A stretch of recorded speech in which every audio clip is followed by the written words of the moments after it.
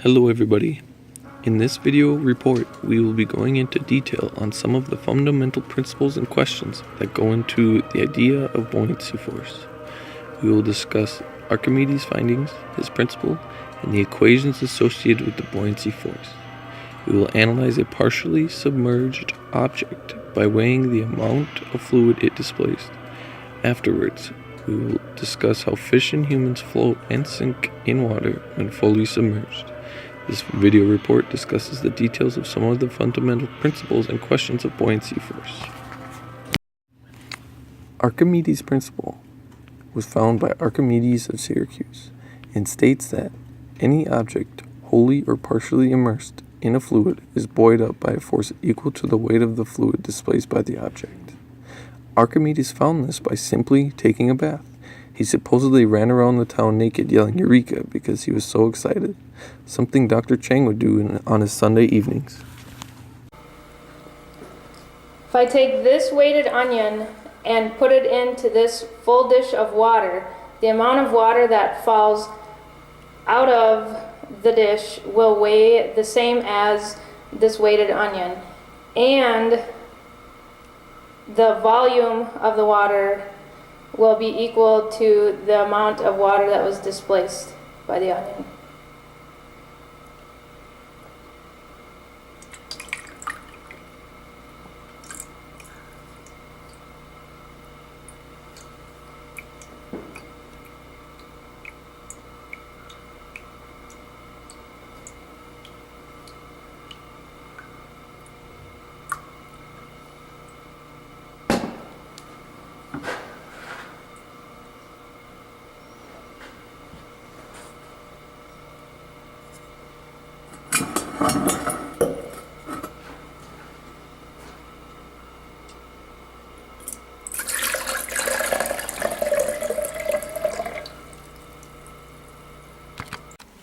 So here is the mass of the onion,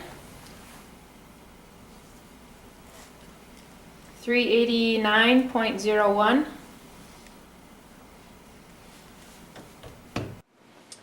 So here is the mass of the water, 687.75. And the mass of an empty beaker, 309.91 grams.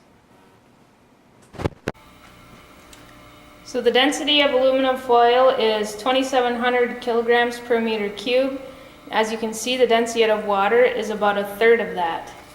So you would think that I should be able to take anything made out of aluminum foil and put it into this tank here and watch it sink. So I've got this boat here and we're going to try to do that. The boat doesn't sink because the buoyancy force is applied over a large surface area. If I were to take some weights and put it in the boat, it does sink. Now if I decrease this surface area by crumpling it up into a ball, you should expect the ball to sink to the bottom.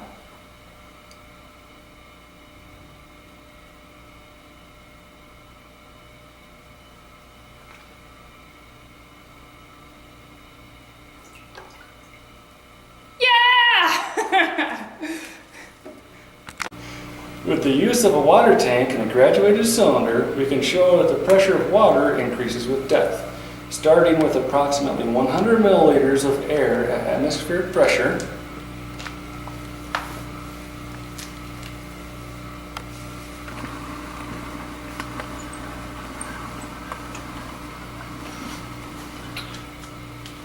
once the graduated cylinder is at the bottom of the tank, the volume of the air is now approximately 96 milliliters. This is due to the increase in the pressure with the volume of the cylinder being constant. This shows that the buoyancy forces acting upon an object increase with depth. This is a large factor in activities such as scuba diving. At a certain depth of dive, it is necessary to change the mixtures in the air tanks due to the pressures involved at deeper depths. We will now look at the analysis of two of the experiments. Equation 1 is the quotient of weight. We can use this equation to compare the densities and weights of the objects in fluid. Equation 2. This gives the apparent immersed weight, which is equal to the weight of the object subtracted by the weight of the displaced fluid. This is the equation that is associated with why heavy things feel lighter in water compared to in air. Okay, so now we're ready to go through the calculations for the onion and water displacement in order to prove that their weights are the same. The scale readings were in grams and converted into pounds for ease of imagining and following the concepts better, as long as you're used to standard measuring. As you can see, the onion weighed 0.858 pounds. Using equation 2, we have the weight of the beaker with water minus the weight of the empty beaker equaling the weight of the water, which yielded 0.833 pounds. The difference between water displaced and the onion was found to be less than 2%, which is definitely acceptable. Just in case you're super nerdy and this is not acceptable to you, I challenge you to get every single drop of water from the pan we used into the beaker. It's a little difficult. This slide shows the equations 4 and 5, where equation 4 is pressure 1 times volume 1 equals pressure 2 times volume 2. And equation 5 is pressure equals specific weight of water times the height of the water. These equations can be used to find the correlation between pressures at differing depths with constant volume. Solving equation 4 for pressure 2, we get the equation pressure 2 equals pressure 1 times volume 1 over volume 2. Using this new equation and the volume 1 equal to 0.1 liters, volume 2 equal to 0.095 liters, pressure 1 as atmospheric or 14.7 psi, and pressure 2 is 15.5 psi.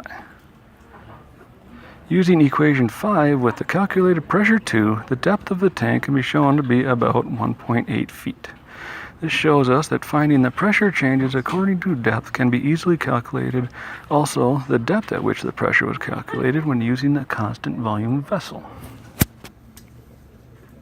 I don't know how to stop it. No. Now we are going to go into some detail on how fish float. Fish float by inflating and deflating their swim bladder. This increases or decreases its volume to help it float or sink. The more inflated it is, the higher it floats. The volume increases when the swim bladder has more air in it, which makes the fish have less density. We as humans do the same thing with our lungs, as well as change our position. When we want to float, we usually increase our surface area, and when we want to sink, we try to decrease our surface area.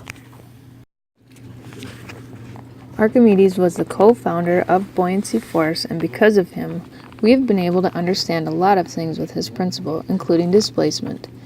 Some applications are boats, submarines, offshore oil rigs, and hot air balloons. The other main concept that we explained was how an air pocket or bladder can be manipulated under a fluid surface. We hope that you were able to follow along easily and were slightly entertained. Please feel free to only leave positive feedback and give us a like. Thank you.